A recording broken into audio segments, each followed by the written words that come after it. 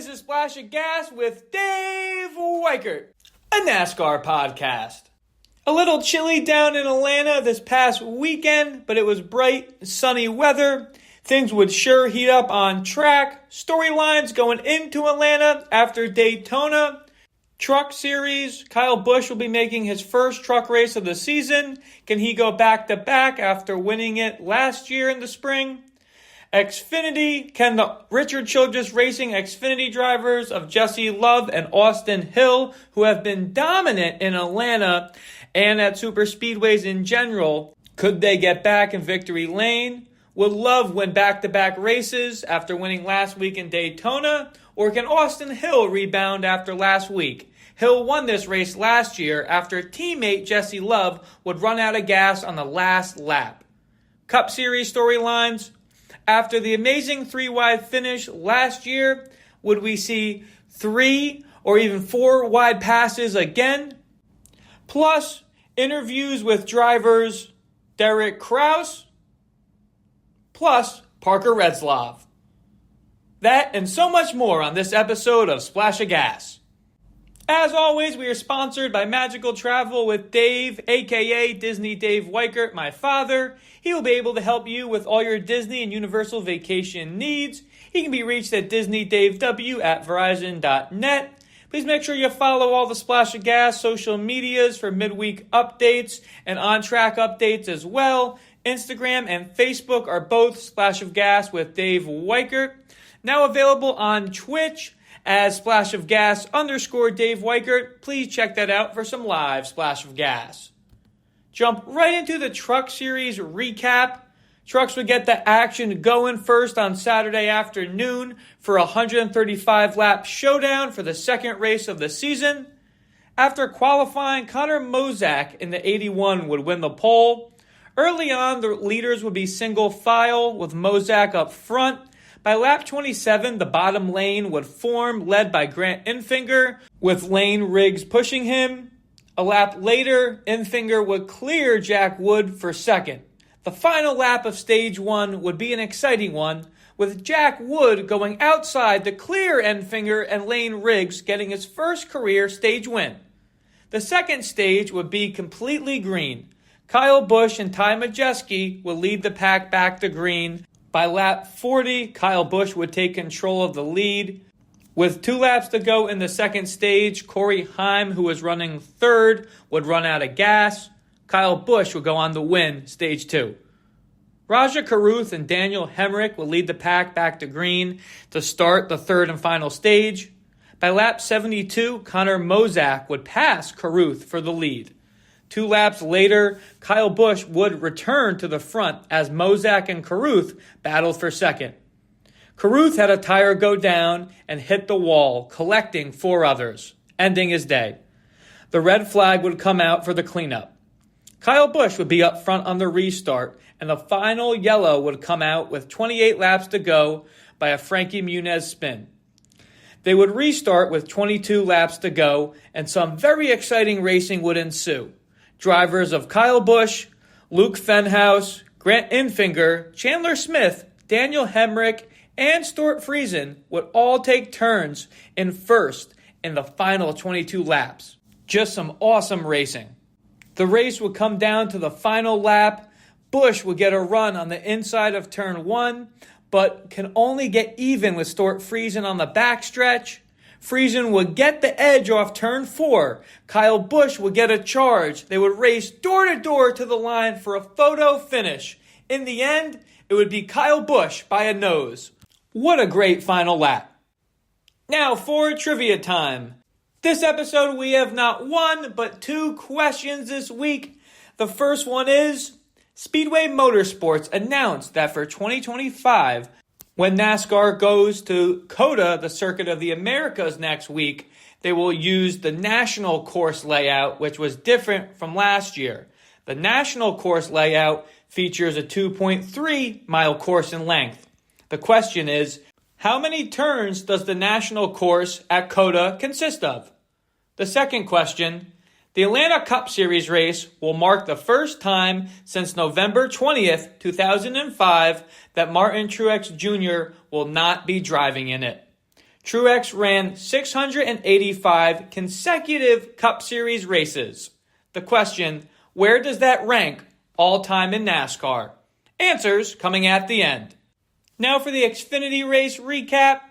After qualifying, and as expected, the Richard Childress Xfinity cars of Jesse Love and Austin Hill would be the fastest, with Love on the pole.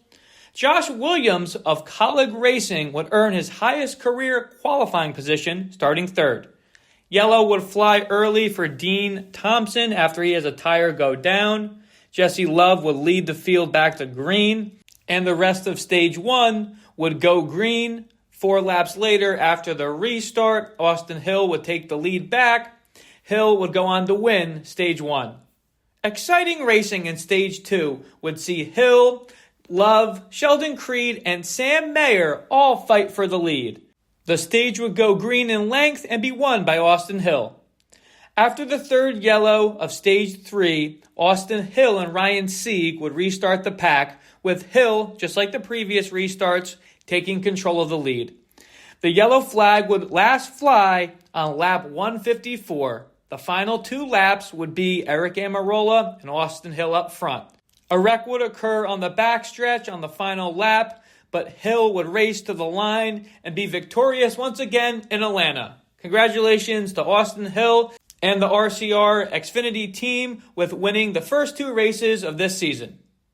Moving right along to the Cup Series recap. After qualifying, the front row would be made up of Team Penske teammates of Ryan Blaney on the pole, followed by Austin Cindric. Early on, Cindric would lead. By lap 33, though, the 21 Wood Brothers car, driven by Josh Berry, would take to the front, leading. Cindric, Gilliland, Byron, and Bubba Wallace would all try to pass Berry, but to no avail. Josh Berry would go on to win stage 1. Joey Logano would lead the pack to start stage 2. And again, after a quick yellow, 10 laps later for Ty Dillon, which would be the first of 4 cautions in the second stage. Involved in those wrecks were Eric Jones, Chris Buescher, Todd Gilliland, Chase Elliott, Corey LaJoie, and Brad Keselowski. The pack would restart with 4 laps to go in stage 2. Logano and Alex Bowman would be on the front row. With 2 laps to go in the second stage, Kyle Larson would get even with Bowman. On the final corner, Logano and Bowman would be racing for second, with Larson winning the stage. Biggest mover at this point would be Carson Hocevar in the 77, who started 26th and finished stage 2, 7th. Chase Briscoe and Ross Chastain would lead the pack to start the final stage. By lap 182, Briscoe would be in the lead with the 88 of Shane Van Gisbergen in second. A lap later, the yellow would fly for an incident involving Ty Gibbs, Daniel Suarez, Cody Ware, Noah Gragson, Cole Custer, J.J. Yealy, and Zane Smith. Another yellow would come out on lap 204 for a wreck involving Chris Buescher and Alex Bowman. Josh Berry and Kyle Busch would restart the pack on lap 213. The caution a lot we're talking about, and had several drivers waiting for him to get out of his car, occurred on lap 234, when Ryan Blaney was bumped by Carson Hocevar, sending Blaney spinning. The pack would restart with 21 laps to go, with Berry and Chastain leading. Austin Hendrick would quickly work his car back to the front. With 3 laps to go, Kyle Larson would be racing Cindric for the lead. Larson would force Austin up the track, getting Cindric into the wall and ricocheting off William Byron. This would put the race into overtime. Oh so close to the last 2 races for Austin Cindric and the number 2 team. On the overtime restart, Larson and Chastain would be on the front. On the final lap, Christopher Bell and Larson would battle side by side for the lead, as Carson Hocevar would try to split them. At the same time, a multi-car accident would occur involving Berry, Ryan Preece, Justin Haley, Shane Van Gisbergen, Joey Logano, and 3 others. The yellow would fly. NASCAR would rule that Christopher Bell was up front at the time of the yellow, giving Christopher Bell his first win of the year. Here's a quick look back at the predictions we made for Atlanta. Trucks went with Kyle Busch. He gets it done, gets the win. Xfinity, same thing, went with Austin Hill. He gets the win. Cup, I went with Ryan Blaney. He finishes 4th after being spun. Now for the next segment, discussions with Dave. Breaking news Sunday morning before the Atlanta Cup race was announced, Corey Heim signs a development deal with 23XI Racing. 23XI announced that Corey Heim has signed a multi-year deal to join the team as the team's first development driver. The 22-year-old Heim will continue as the Toyota Driver Development Program. Will have multiple starts at the Cup Series and Xfinity Series throughout this season. Heim, a 12-time winner at the Truck Series and winner of the season opener event at Daytona, will continue to serve as 23XI's reserve driver. Heim, who raced with 23XI last season at Nashville Super Speedway, will run multiple Cup Series races, driving the 67. His crew chief will be veteran Booty Barker. Heim is set to make his first Cup start of the season in May at Kansas, where he raced last spring while filling in for Eric Jones. Additionally, Corey will compete in multiple Xfinity Series races for Sam Hunt Racing. The first will be this upcoming weekend at Circuit of the Americas. Now, what does this mean? After expanding this season into a 3-car team with drivers Bubba Wallace, Tyler Reddick, Riley Herbst, is it looking that 23XI is going to expand into a 4-car team next year? That's what it's truly looking like. This will definitely mark Heim's last year in the Truck Series. Will be interesting to see what is in store for next season. When this news broke, that was really where my mind was going to. Think it's only a matter of time before Corey Heim is full-time in the Cup Series. And at this rate, it looks like it's going to be with 23XI. Can't wait to see what Heim time will bring. Now for our second topic on discussions with Dave, Cole Custer spotter on the 500 closing laps. Shout out to Jeff S. from Cranford, New Jersey, for sending me over this clip. You really can't make this up. If you guys haven't watched it, on the final lap of the Daytona 500, you have to listen to the audio. Cole Custer's spotter was caught looking at the wrong car. Cole Custer, returning to the NASCAR Cup Series after a few seasons in Xfinity, winning the championship in 2023, was part of a brutal collision late in the Daytona 500 after his spotter got him confused for William Byron. Yes, this actually happened. Custer found himself in a chasing pack late in the race, closely trailing behind Denny Hamlin. As Custer attempted to get wide, he was bumped by Chase Briscoe and found himself colliding with Denny before spinning into the field. Spotter Andy Houston, a former driver himself, tracked Byron's car, which had similar colors, instead of Custer. His audio was, "Sorry, Cole, I was watching the frickin' 24. Watching the wreck live in the seats, that really does make a lot of sense on why that occurred. Was kind of weird why Custer was pushing that hard. Yes, it's the last lap of the Daytona 500, of course. But the move just wasn't there. So that does make a lot of sense that the spotter was giving him wrong information after looking at the wrong car.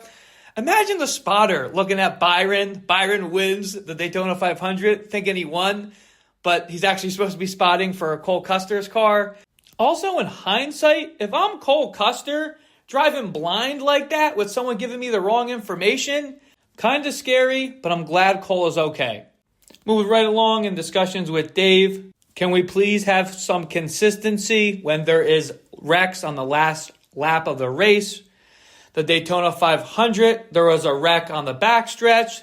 They let the drivers race to the green. That's how William Byron went back to back. On this past Sunday in Atlanta, there was a similar crash behind the leaders, but the yellow flag was brought out by NASCAR, and it was ruled that Christopher Bell was in head of Kyle Larson and Carson Hocevar at that moment, giving Bell his first win of the season. Really head-scratching by NASCAR, as there are similar occurrences happening on the last lap of the first two races this season, and they're calling it differently. And I kind of thought we got over that when they took away Eric Jones's dual win and gave it to Austin Cindric. NASCAR did come out and said the right call would have been to give it to Jones, who raced to the line. At the Daytona 500, the last lap, they let William Byron, Tyler Reddick race to the line. That was not the case in Atlanta, and a lot of people are upset about that. NASCAR, there needs to be a black or white rule, and I get it. There's cars wrecking, and it's all about driver safety, right? But after the way the 500 ended, kind of wasn't expecting that to occur in Atlanta, to have a different call. But we'll see what NASCAR does moving forward. As mentioned in the race recap, Carson Hocevar in the 77 Cup car for Spire was sure making spots up quickly. He started 26th, but as we know, he finished the day second, which is Carson's best career finish in the Cup Series. Carson didn't get there for making friends all day. As we know, he used his chrome horns, hit the bumper of Ryan Blaney, spinning him out of the track. Post-race, Ross Chastain, who's mentors to Carson Hocevar, was the first one outside of his car. Then Blaney spoke to him. Wasn't anything too intense. I think Hocevar knew he was in the wrong, but at the end of the day, Carson was the car that finished second. Definitely some cleaning up that Carson can do with his driving and passing, but as we've talked about on previous episodes, this guy's really heating up. I expect more top 10s and even top 5s moving forward for Carson. We'll see how the rest of the season bodes for him. Moving to the last topic of discussions with Dave on this episode, we've talked about this young and up-and-coming driver last year, talked about him at the beginning of this year. Is Connor Zilisch the best thing since sliced bread? What to expect in Zilich's Cup debut? 18-year-old Connor Zilisch is making his NASCAR Cup Series debut at Circuit of the Americas for Trackhouse Racing. His primary sponsor for this race will be Red Bull. Can't believe already the odds for the 18-year-old to win outright are plus 750. AJ Allmendinger, who is a road course ringer and has won races at the Cup Series level, is plus 1,400. There are a lot of people hot to trot on the young Zilisch. Now, what are we going to expect? The kid has shown he can drive anything fast, with a pole in the Truck Series event at COTA last year in his first start in the series. I would expect Connor to be fast in qualifying, maybe top 5 speed. Come race time, excited to see how he matches up to the rest of the Cup Series talent. Realistically, maybe a top 20 or top 15, but if Connor can pick up the car quickly, anything can happen. That wraps up this episode's edition of Discussions with Dave. Moving right along to our driver spotlight segment this week, featuring interviews with drivers Derek Kraus and Parker Retzlaff. Was able to speak to Derek Kraus before the Clyde Hart Memorial at New Smyrna for Speed Week. The driver from Stratford, Wisconsin, made his NASCAR Cup Series debut last season for Colleague Racing, driving the number 16 Camaro with his best finish of 25th in the last race of the season in Phoenix. Kraus ran a full season in the Truck Series in 2022, plus multiple wins at the ARCA Menards Series East and West Series. For 2025, Kraus will join the ASA Stars National Tour Platinum program. Here's what Derek had to say. With Derek Kraus here in the number 9, got the Clyde Hart Memorial going underway. How do you feel?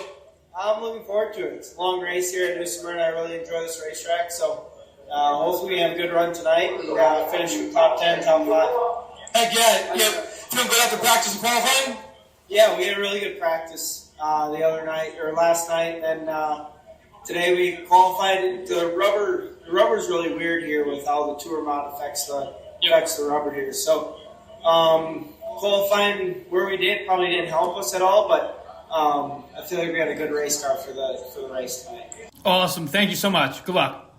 Appreciate Derek's time at the track. Hope to see him in more NASCAR events this season. The second driver we're highlighting on for the driver spotlight, as mentioned, is Parker Retzlaff, a full-time Xfinity driver. Great to talk to Parker. The last 2 seasons, he was racing for Jordan Anderson Racing in the Xfinity Series, collecting a pole at the end of last year. I said it on the podcast at the end of this season. Really thought Jordan Anderson was building something long-term with their drivers Jeb Burton as well as Parker. Was surprised at the team change myself and talked about it on the podcast. For 2025, Parker, the Wisconsin native, will be racing for Alpha Prime Racing, driving their number 4 Chevy. Here's what Parker had to say. David Weicker here with Parker Retzlaff. Just had to practice for Xfinity. How you feeling, man? Yeah, we had some issues in practice with a transmission issue, but I think that we got it fixed. I think it'll be good for qualifying tomorrow, and I think we'll have a good call. 10-4. Going to a new team after being with Jordan Anderson for a couple of years. How you feeling? I feel good. I was ready for the change, and I'm happy to be at a new place, and I think that we have a good group around us. I think we'll have a good year. 10-4. Think you can build off this the rest of the season? Yeah, I think that tomorrow we'll show a lot of speed and then have a big race tomorrow, and we'll build on it in the next coming weeks. Okay, awesome. Thanks so much. Thank you. Good luck. Even though I spoke to Parker briefly, was surprised for him to say that the change was needed in regards to leaving Jordan Anderson Racing, joining Alpha Prime. Seems like Parker just didn't see eye to eye and made the move to move on. Thought it was neat that he mentioned that because we were talking about that on the podcast this season. Parker finished 29th in Daytona and 27th in Atlanta. Really appreciate the time both Derek and Parker gave me. And that wraps up this week's edition of our Driver Spotlight segment. Moving right along to yellow flag, green flag. Trucks, yellow, rough start for 2025 for Raja Karuth, crashing out in both races. But the driver who has a win last year should be able to turn it around. Trucks, green flag. I know the race didn't end the way he wanted to, but shout out to Jack Wood getting his first ever stage win in the Truck Series. Xfinity, yellow flag. Tough start for the new team for Anthony Alfredo. He finished 22nd in Daytona, but a rough one in Atlanta with a 37th place finish. Xfinity green flag gets a top 15 finish and has his best qualifying session ever, starting third. Way to go, Josh Williams. Let that mullet flow. Cup Series yellow flag, Brad Keselowski. Daytona and Atlanta ended both with his car on the tow hook. Can Brad K turn it around? Cup green flag goes to Carson Hocevar. He had Ross Chastain and Ryan Blaney lined up wanting to talk to him about their on-track incidents, but congrats on a career-best second-place finish. Now for Fast Davies bets for Circuit of the Americas. Xfinity and Cup hit the road course for the first time this year. Xfinity, Fast Davies bets. Sam Mayer to get a top 3 is plus 400. He's won road courses before the Xfinity level. Expect your ringers to be up front and for Sam to be there. Fast Davies bets, Cup Series. Kyle Larson has been up front on the road courses last year, and he was fast in Atlanta. Larson to get a top 5 finish is plus 115. Not too bad ones to hit. Now for the predictions for COTA, Circuit of the Americas. Xfinity, gotta go with Connor Zilic. Think the rookie and the known road course ringer will end the day in victory lane. Cup Series, I'm going with his Red Bull partner in crime, Shane Van Gisbergen. Didn't have the finish in the Xfinity Series that he wanted to have at COTA last year. I think Shane rebounds that with a win at the Cup Series in good old Texas. Coming to the end of the episode, that means it's time for trivia answer time. As mentioned at the beginning of the episode, this week we had 2 trivia questions. The first one, Speedway Motorsports announced that for the 2025 NASCAR race at Circuit of the Americas, they're changing the race to the National Course Layout, which features a 2.3-mile road course. The question, how many turns does the National Course at COTA consist of? The answer is 20 turns. The second question, the Atlanta Cup Series race will mark the first time since November 20th, 2005 that Martin Truex Jr. will not be racing in it. Truex ran 685 consecutive Cup Series races. Where does Marty T rank all time in NASCAR for consecutive Cup races? The answer is 6th all time. As always, we are sponsored by Magical Travel with Dave, aka Disney Dave Weichert, my father. He will be able to help you with all your Disney and Universal vacation needs. He can be reached at DisneyDaveW@Verizon.net. Please make sure you follow all the Splash of Gas social medias for midweek and on-track updates. Instagram and Facebook are both Splash of Gas with Dave Weichert. Now available on Twitch for some live Splash of Gas. Please check that out, _Dave Weichert. Hope everyone has enjoyed this episode and gets a chance to watch the road course racing from Texas. Splash of Gas out. Till next time, everybody.